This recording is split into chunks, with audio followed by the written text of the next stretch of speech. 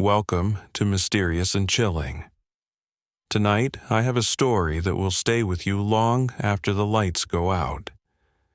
A story about dreams that aren't just dreams, and eyes that are far more dangerous than they seem. If you dare, stay with me. It all began with a girl who had a nightmare so vivid, it blurred the line between sleep and reality. One evening, she fell asleep as usual, her room dimly lit by the last fading rays of the sun. At first, the dream seemed ordinary, almost gentle, like a memory replaying itself. But soon, shadows gathered in the corners, and the familiar warmth of home was replaced by a chilling emptiness. In her dream, her parents were gone. They were lying in a coffin together, surrounded by people she had never seen before. But there was something horribly wrong. These people didn't have ordinary eyes.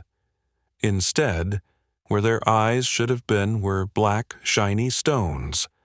Stones that seemed to absorb all light, all warmth, all hope. As the coffin was lowered into the grave, the strangers began to remove the stones from their eyes, one by one, and cast them into the dark earth. The sound of stones hitting soil echoed through the dream like a sinister drum, each impact reverberating in her chest. But even as the last stones fell into the grave, there were not enough. Then they turned to her, their stone eyes fixed on her with an emptiness that seemed to pierce her very soul.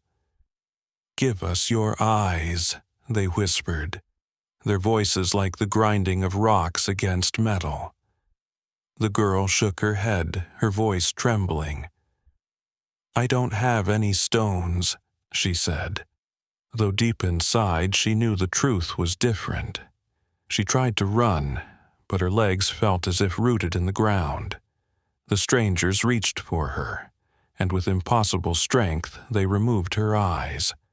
But instead of blood and flesh, there were stones. She saw it all, every horrifying moment, though now her eye sockets were empty, hollow pits staring into nothingness, and even in her terror, she could feel the cold hardness of the stones in her hands. Then she woke up, drenched in sweat, her heart pounding as if trying to escape her chest. She cried, shaking, unable to convince herself that it had been just a dream. Her parents, still alive, tried to soothe her, but even their comforting words couldn't erase the image of the black stones, the hollow eyes, the stranger's silent demand. The next day, her grandmother came. She was a quiet woman, wise in ways the girl could never fully understand. She brought with her 2 small, white, perfectly round stones. "Keep these under your pillow," the grandmother said. "If the people with stone eyes come again, give them these instead of your own. They will forget you." The girl obeyed, placing the stones carefully beneath her pillow. Days passed, then weeks. The nightmares seemed to vanish. Yet she never moved the stones. Even though they made her pillow lumpy and uncomfortable, she felt she couldn't let them go. Time went on, and life moved forward. But nothing stays hidden forever. 1 year later, her grandmother passed away. The girl wept bitterly, her small heart breaking at the loss of the only person who seemed to understand the strange things that haunted her. The following day, the family prepared to take the grandmother to the cemetery. The girl accompanied them, holding her grief tightly like a fragile cloak. As the coffin was carried, the crowd moved around her, but something felt off. She couldn't see her parents anywhere. Not in the procession, not in the gathered mourners. They seemed to have vanished into thin air. The coffin was lowered into the grave. She looked around, desperately seeking the familiar faces, the ones she trusted. And then she saw them. All around her, the people she didn't know had eyes of stone, black and cold as night. It was the same scene from her dream.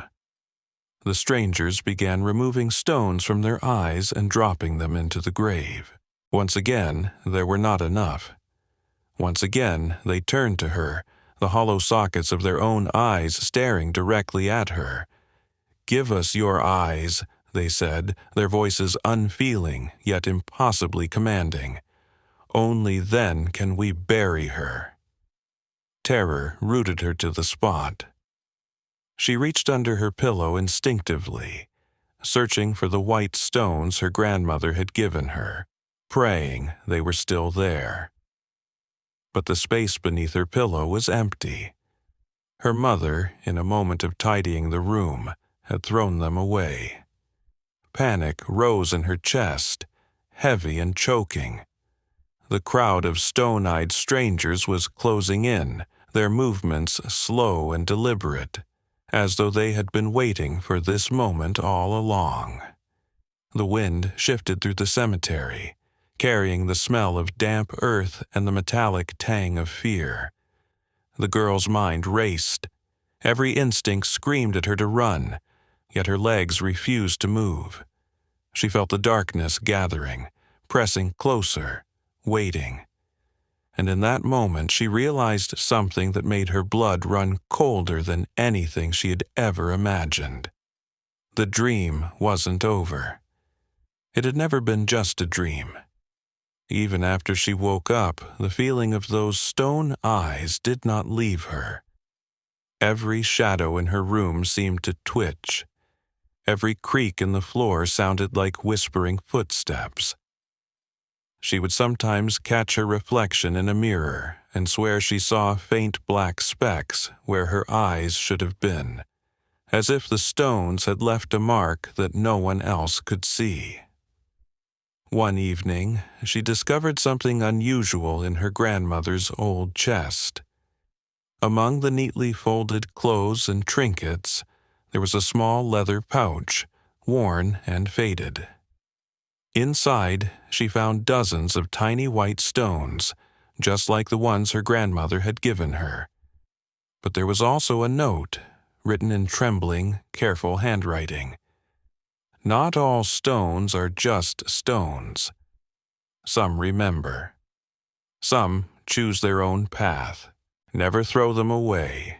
Never underestimate the eyes that watch even when you sleep.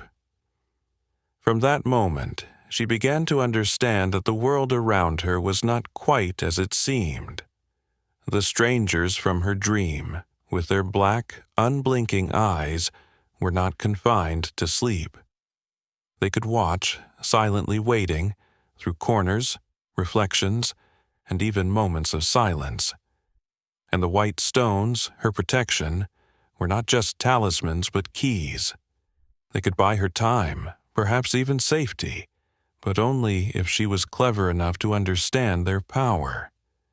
She realized that fear could be a guide, not just a punishment.